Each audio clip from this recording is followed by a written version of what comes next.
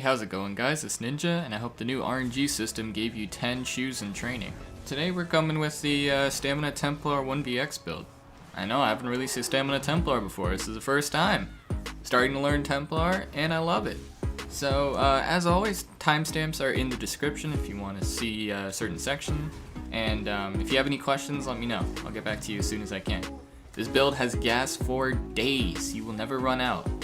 Like, if you manage to run out of gas in this build, I don't know what to tell you. So, without any more delay, let's get into it. On the character sheet, we're sitting at 27.5k max health, 26k max stam, about 2k stam recovery at base. This is without any buffs or anything.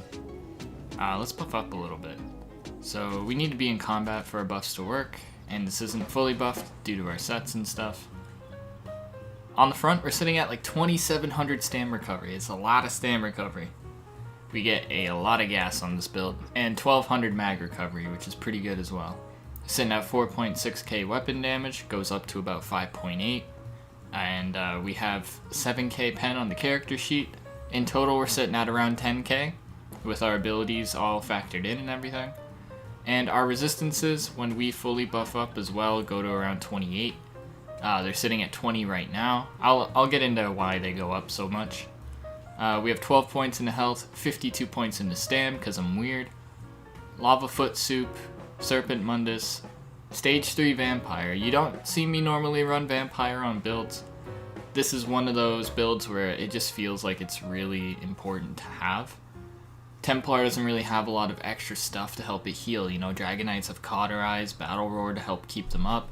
Templars have a cleanse to get shit off of them, but that's it. They don't have anything to bring them up with. So having some extra damage reduction when you're low really helps. And, you know, I have major protection because I'm a badass. Moving on to the sets, that's what people are here for. We got Deadly. Deadly is probably one of the best damage sets for a Templar period.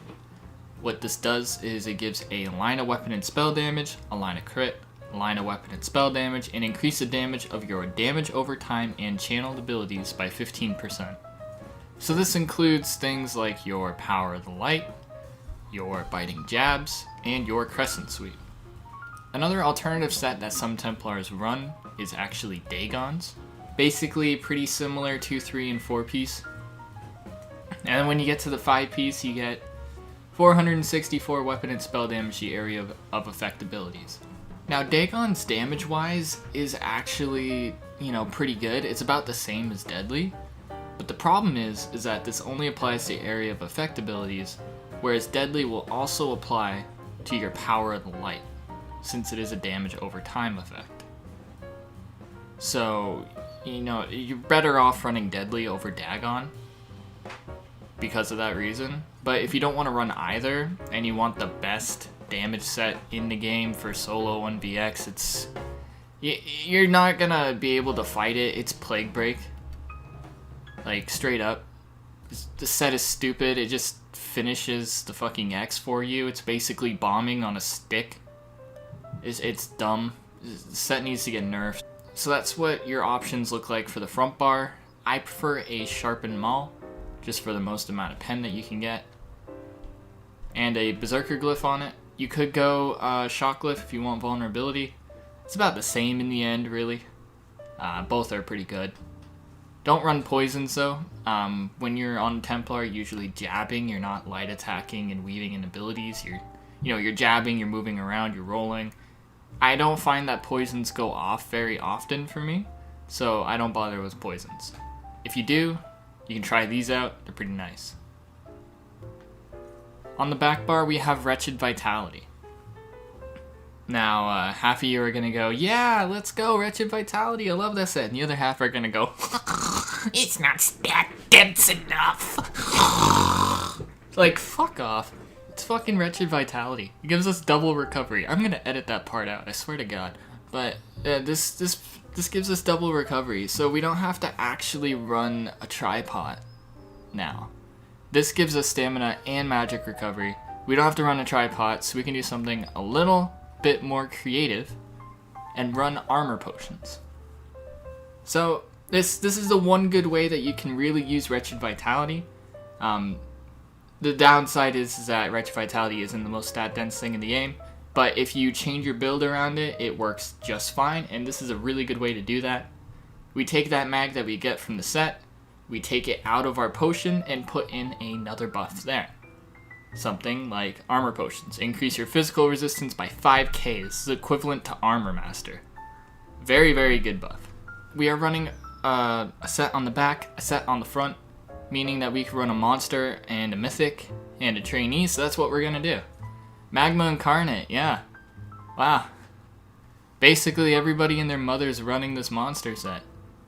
What this set does basically gives you a line of both recovers, and then gives you 200 weapon and spell damage, and then 3k armor. Great, wow, you know. It's fucking magma. What am I supposed to say about you could run other stuff. You could run Balorg if you want to be able to burst people a little bit better. But this is just, you know, it's magma. In terms of traits, we are in as many medium as we can get. I have a light training helmet because fuck you. Everything's in max health and chance, and you want everything well fitted. We are a roly-poly boy. This is what we do. For the jewelry, this is where things get a little bit more interesting, where I talk about stat density again. And Wild Hunt is the worst mythic in the game, but I don't give a shit. I'm fucking running it. My dick is more stat dense than Markrin.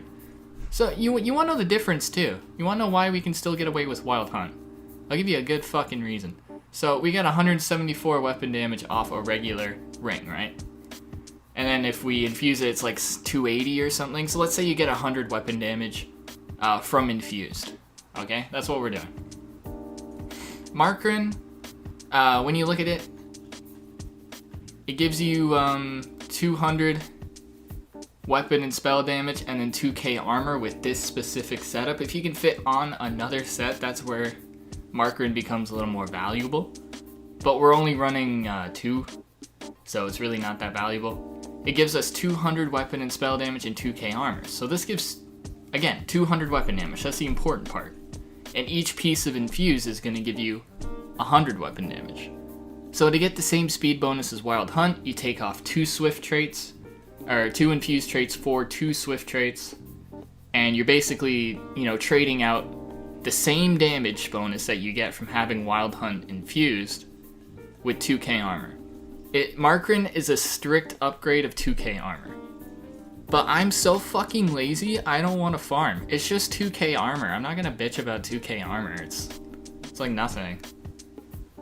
And we can do something a little more interesting now.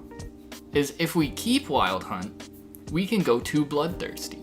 So instead of getting an extra 200 weapon damage, we're actually getting more like 700 as the enemy gets lower. So instead of getting armor, we're keeping that speed and getting execute damage.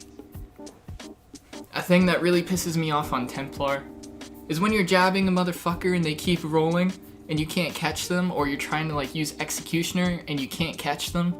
So you have to use your jabs to keep up on them, and hopefully one of your AoEs melts them. Bloodthirsty is super, super good to have for that. It makes it really easy to finish people that are a little squirmy. And then, you know, healthy, because this boosts the size of our cock by about 3 inches. I'm gonna change that after. But all weapon damage glyphs too. Going into the race, forgot to talk about it. We're an Imperial, because, I don't know, I really like Imperial.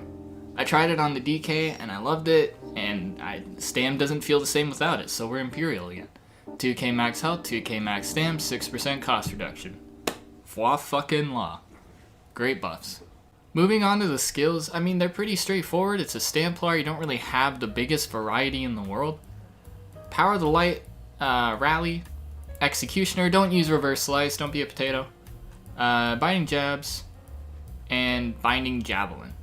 And Crescent Sweep, obviously. Crescent Sweep is really, really hard hitting. Like, this is basically all you can run on a Stamplar. This is what you're doing. If you're 2H in both, this is what you're doing. Put the buttons where you feel They are comfortable. I really like jabs on L1 so I can use both sticks while moving, and binding javelin on R1 so I can turn the camera while pressing the ability on a controller. This is just controller problems. If you're on PC, you don't have to worry about it. On the back bar, now this is where shit gets spicy. We're running restoring focus. Oh, fucking what? Restoring focus, resolving vigor, elude. You could run shuffle if you want. I just like 100% uptime on major expedition. I don't want to have to go back to my fucking bow bar to get speed every single time. I want to have it on the front while I'm chasing people down and trying to kill them. And if you do come across an immobilization or snare, you can just cleanse that shit off you anyways. So you can get away with it. And then we're running revealing flare. This is the spicy shit. So while you have it on the back, you get major protection. This means that we can change some stuff in our CP to make our build more flexible. And we're also running barrier. This skill has actually saved me a couple times. I treat it as a really, really, really shitty corrosive armor. It's really bad, but it gives us some good passive bonuses. You don't want to touch it too often, just if you have to. And while we have it slotted, we get an extra 10% magic recovery, scaling with our wretched vitality yet again. So it is a very nice buff to have on the back. That's basically all it is. It's a buff, and then once in a while, oh shit, I'm about to die. And I really need to sustain. You pop this, get a couple heavy attacks, heal up, and then you have another 30 seconds before you get zerged down by 8 people. So it buys you like 10 seconds of peace. Quick Stamplar combo tip. I'm learning Stamplar just as everybody else is, and I found a really good combo that helps clap people. Also, I need to talk about a passive real quick, because this is kind of wonky. I don't know if people know about this. You can actually take points in or out of this passive, and it'll change the timing of your Power of the Light. Your Power of the Light is a, one of these fucking abilities that scales with it. So it's got a base duration of 6 seconds, and then for every point you have in this, it's going to increase it by 1 second. If you want your delayed burst to go off sooner, completely take out all the skill points in this passive right here, and it'll go off in 6 seconds. You put in one like what I have, 7 seconds is your burst time. I like 7. I mean, 6 works really well too, 8 works really well too. You can do whatever you want. This is just personal preference, honestly. And if you put in 2 points, it'll go back to 8, so it'll just be a normal Power of the Light. How you want to burst people is pretty simple. This is how you remove their fucking hairline. You put on Power of the Light, you jabs them up a little bit, and right when Power of the Light is going to hit 0, Crescent. So what's going to happen is they're going to take the brunt damage from Power of the Light, which is like an 8k burst, and then they're going to take damage from Crescent Sweep, which is another 8k burst. So you're going to do like 16k total damage, and then you hit a javelin right after, so you stun them, they can't heal, and then you can choose between jabsing them to death if they're at like 40%, or just execute them. Moving on to the champion points. We've got Focus Mending, Master at Arms, Biting Aura, and Ironclad. You want Biting Aura because your jabs is AoE. Moving on to the red tree. This is where shit gets a little bit spicy. We've got Celerity. Survival Instincts. While afflicted with a stats effect, your core combat skills cost 25% less. This includes like your block cost, your break free, your roll dodge, your sprint, and we're an Imperial, so we get another 6%. So we're up to 31. And then we have Pain's Refuge and Sustained by Suffering. This is an extra 150 recovery while we have a negative effect, which is really nice. If you wanted to, you could take off Flare. You could put on Repentance if you're in IC or any place with a lot of mobs, and then go back into your champion points, take off Sustained by Suffering because you have that, and then put on Relentlessness, giving you that major protection buff that Flare gave you previously, while still having Repentance. That's a workaround, but it's not consistent for Battlegrounds and Cyrodiil, so I just have Sustained by Suffering and Flare on, just because that's what I like. And that's basically the build. Hope you guys enjoyed. This toon has gas for days. This is the perfect build to learn Stamplar on. I hope you guys find it fun. Chatter.